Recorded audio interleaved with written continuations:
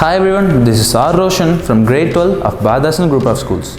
Today we are going to learn about a simple and general topic on how to use past perfect tense in a sentence. Past perfect tense is used to combine two past actions into a single sentence. On combining two past actions, the first past action must be in the form of past perfect tense, which is nothing but had plus V3. The second or the nearest past action must be in the form of simple past, which is nothing but V2.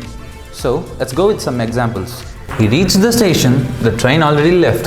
In these two sentences, the train already left is the second sentence, but it is the first action as the train already left and then he reached the station. As we know, as this is the first action that happened here, it should be written in the form of past perfect tense, which is nothing but had plus V3. So, had already left. As him reaching the station is the second action, it should be written in the form of V2. The reached word is already in the V2 form, so no change should be made there.